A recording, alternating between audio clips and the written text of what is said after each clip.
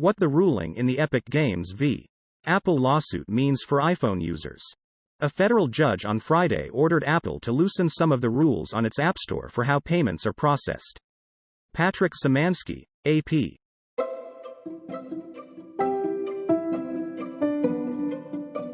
A federal judge on Friday issued a long-awaited ruling in Fortnite maker Epic Games' legal battle with Apple over its App Store policies. Both sides are using the 185-page ruling to double down on their own positions, which is possible because the details are complicated.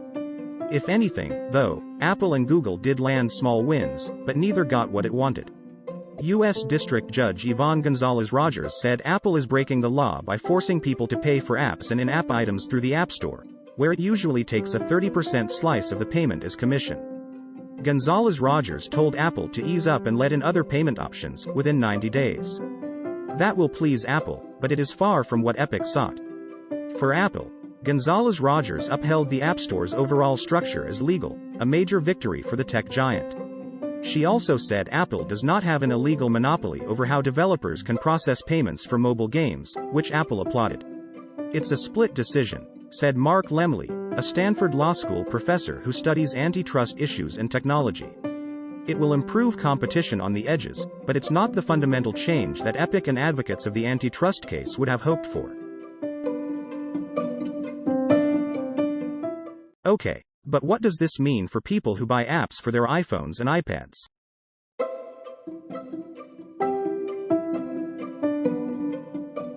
It means that when you pay for, say, a Spotify subscription on your iPhone, or a cool new outfit for your avatar in the mobile version of Roblox, you could get the option to pay through Spotify or Roblox's own systems. Apple long has banned app developers from offering these alternative payment methods. Gonzalez Rogers ruled that Apple was hiding information from consumers and limiting choice. That's prohibited under California competition laws.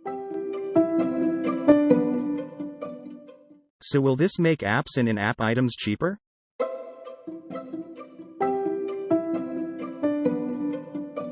It could. When Epic violated Apple's rules and allowed people to buy credits for Fortnite through its own system, it offered a 30% discount, since there was no Apple levy involved. If developers are no longer forced to use Apple's payment system, and can avoid the 30% commission, they could lower their prices. Or, they could just pocket the savings. Will there be any visible changes to apps downloaded from the App Store?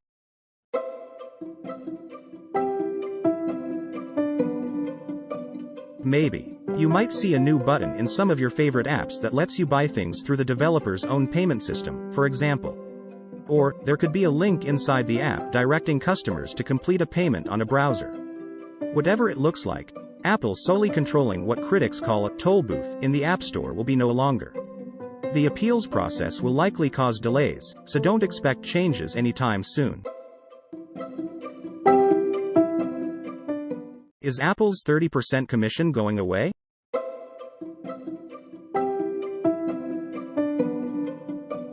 No, but Apple can choose to drop the rate, and for certain developers, it has. Epic Games considered Apple's take of most purchases exorbitant and an abuse of its market power. The judge did not completely buy this. Yvonne Gonzalez was skeptical of the 30% fee during the trial, and in the ruling she was suspicious about Apple's justification of the commission, writing that the 30% is not tied to anything in particular and can be changed, but did not order Apple to do so.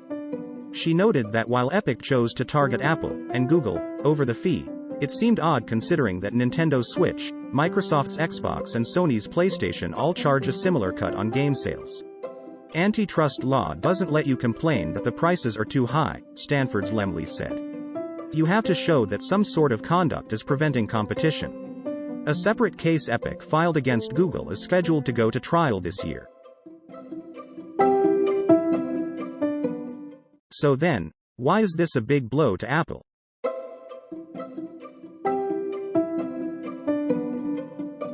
No, but Apple can choose to drop the rate, and for certain developers, it has. Epic Games considered Apple's take of most purchases exorbitant and an abuse of its market power. The judge did not completely buy this. Yvonne Gonzalez was skeptical of the 30% fee during the trial, and in the ruling she was suspicious about Apple's justification of the commission, writing that the 30% is not tied to anything in particular and can be changed, but did not order Apple to do so.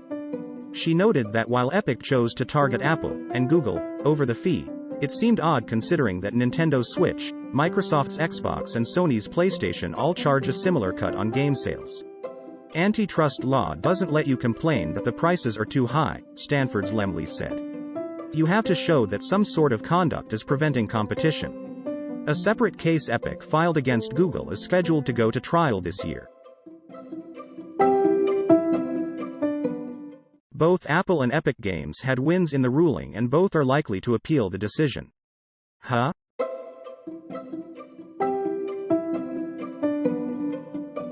When Epic introduced its own payment system for Fortnite, breaking the App Store rules and effectively challenging Apple to kick it out, the judge ruled that it breached its contract with Apple. During this time, Epic made more than $12 million of revenue. None of it went to Apple. So now, the judge said Epic owes Apple 30% of that amount, per the terms of its contract.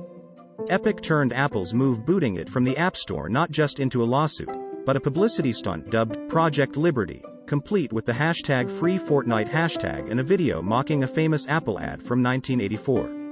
Unless revised by an appeals court, Friday's ruling means the cost of its PR crusade against Apple just got $3.6 million more expensive. The price tag for challenging the App Store's control.